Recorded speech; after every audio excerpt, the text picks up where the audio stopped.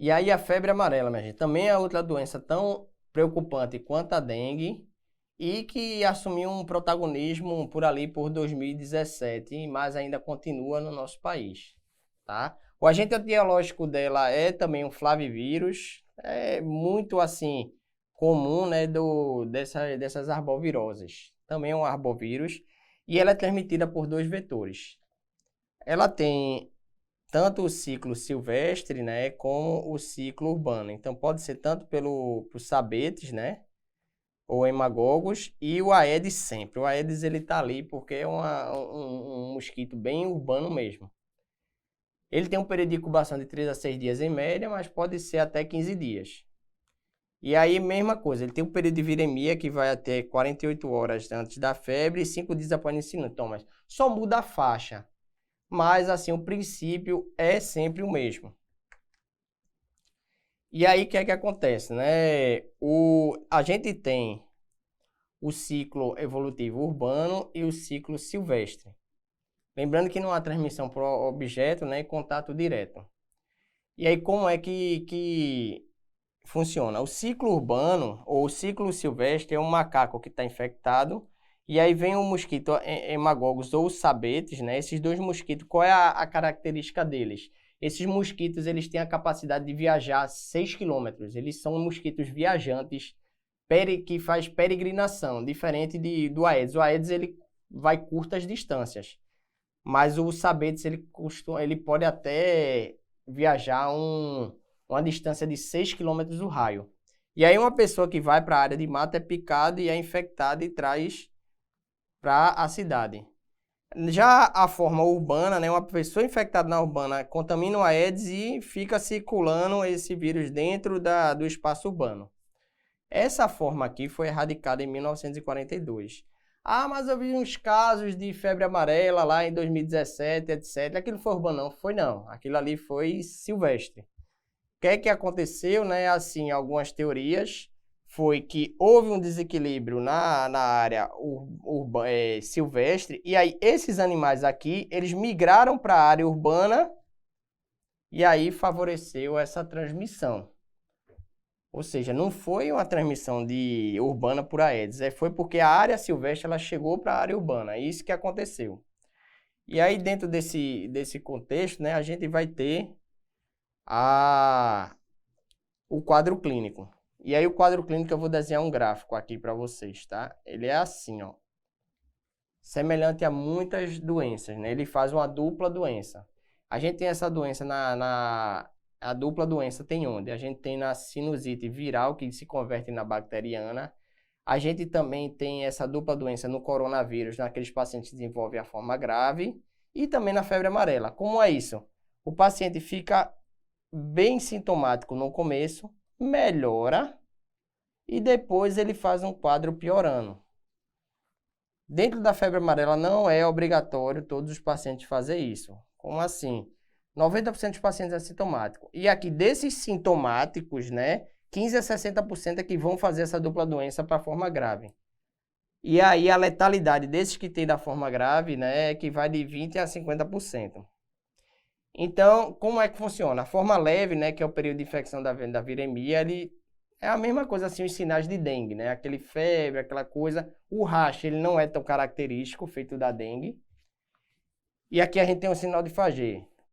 Eu acredito que você estudou aí, lembra do sinal de Fagê, né? Vamos lembrar lá da Salmonella Typhi, que é a febre, né? O calafrio não acompanhado de taquicardia.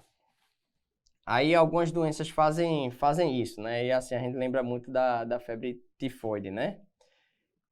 E aí o paciente vai ter aquilo ali, né? Pode ter uma plaquetopenia, né? Pode elevar TGO, TGP e bilirrubinas. Essa doença aqui, que é a febre amarela, tem um tropismo hepático bem maior do que o da dengue. E aí por isso que tem um leve aumento. Na forma grave, né? Que é a questão da dupla doença, a gente vai ter o paciente, né, fazendo naquele início, uma icterícia, uma oligúria e podem fazer uma hemorragia. Aí o que é que acontece? Depois esse paciente melhora E aí lá para o terceiro, quinto dia ele faz uma remissão. Ele faz uma nova forma grave. E aí essa nova forma grave é que pode ter uma icterícia exacerbada, né? Uma falência hepática, uma hemorragia. E esse paciente, se não receber uma terapia de suporte adequada, 6 a 48 horas ele vai evoluir para óbito. É uma doença de alta letalidade quando comparada, por exemplo, com a dengue. E aí, do diagnóstico, né? Geralmente, na grande maioria das vezes, o diagnóstico ele vai ser clínico. Então, a gente tem que lembrar da epidemiologia. E aí, bem, a gente tem exames inespecíficos como a leucopenia, né? Linfocitose, uma atipia linfocitária e a trombocitopenia. Fica difícil só com isso aqui, por exemplo, de diferenciar de dengue. Porém, na forma grave, a gente já consegue diferenciar mais. Por quê?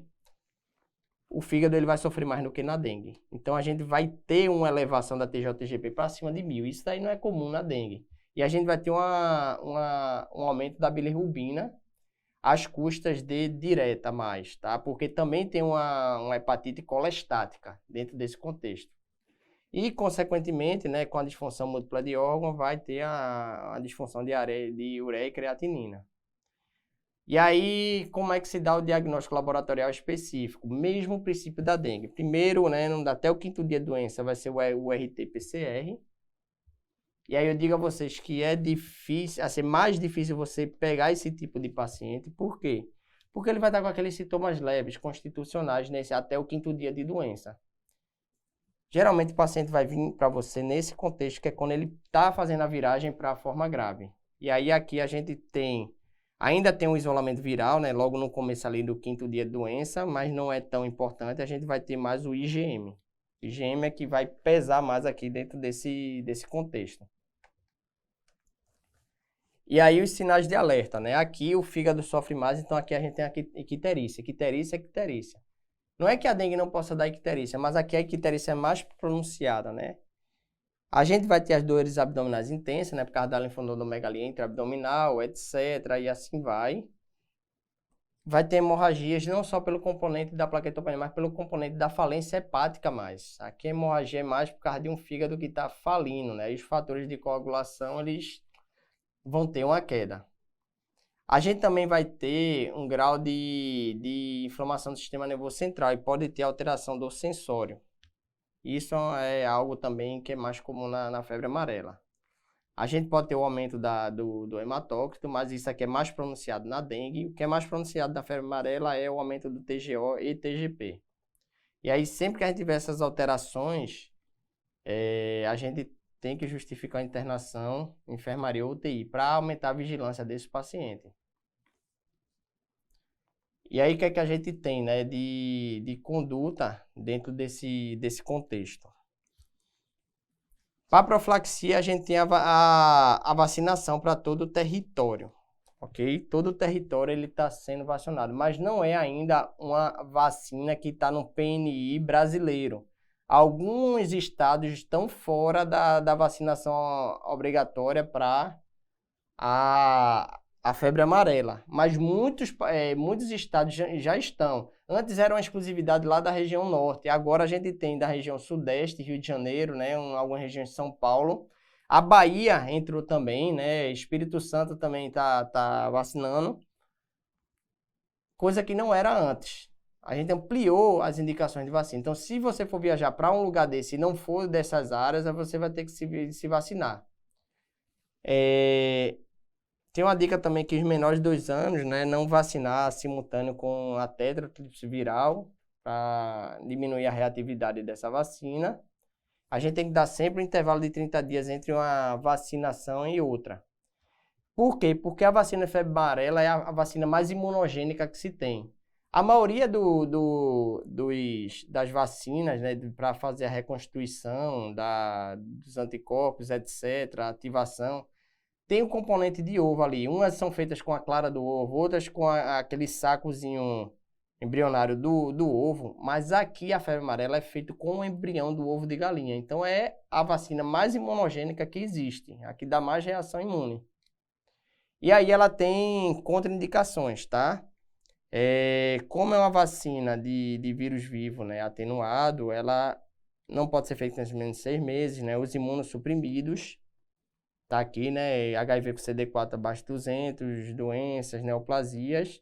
E que tem anafilaxia com, por exemplo, ovo de galinha, gelatina bovina e etc. Isso é o que tem lá em bula, tá, gente? Mas isso tudo é baseado num risco teórico. A gente não tem casos assim de reações graves à vacina de febre amarela. Tudo isso é baseado num risco teórico. Então, você pode acontecer, por exemplo, de pegar um idoso com mais de 65 anos, ou, por exemplo, alguém que está fazendo quimioterapia, que vai viajar para uma região endêmica, sei lá, um parente que mora lá, etc. Então, você vai ter na situação de pesar custo-benefício. E já aconteceu de eu liberar muita gente aqui dessa situação para ser vacinado para ir para a região endêmica. Por que eu fiz isso? Porque o risco de pegar uma febre amarela na região endêmica e morrer é maior do que ter, bem maior do que ter uma reação dessa vacinal. Porque o risco, ele é descrito como teórico, não é um risco mensurável. Aí lembrar, né, que aqui no tratamento é de suporte, evita AINE, e aqui não é aquela hidratação vigorosa da dengue. Inclusive, a hidratação vigorosa aqui pode até piorar a questão, por exemplo, do edema hepático, pode até piorar a situação do paciente. Então, a hidratação aqui ela não é vigorosa, ok? E aí aqui é o cartão vacinal, né, das regiões endêmicas. Crianças com 9 meses de vida, a gente faz uma dose. E lá com 4 anos de idade, a gente faz uma dose de reforço. Pronto. Não precisa mais de reforço a partir daqui, tá? Essa historinha de fazer reforço a cada 10 anos, isso acabou. Isso pro adulto, né? Fazer reforço a cada 10 anos, isso aí acabou, essa historinha, tá bom? Isso já foi revisto em artigo e não precisa mais. Já para os que estão acima de 5 anos de idade, tá? Ou seja, pulou essa vacinação aqui, a gente vai fazer a dose de reforço, a gente não vai desconsiderar, né? Aquela regra, não existe vacina perdida, não vai desconsiderar essa dose e vai repetir desde que seja um intervalo mínimo de 30 dias entre a primeira dose e o reforço. Então, a gente vai fazer. Já para aqueles que estão 5 a 59 anos, nunca tomou uma vacina, vai tomar uma dose única somente, acabou-se. Não precisa outra dose, não. Lembrando que não repete com 10 anos, tá? E aí as contraindicações de vacina, a gente tem um mnemônio aqui, né, que é o Tilo 6, para vocês tirem foto aí, tá? Para vocês lembrarem as contraindicações, né? Só lembrando que imunossupressão e HIV é o CD4 menor de 200. E o ovo aqui é a questão da alergia ao ovo, ok?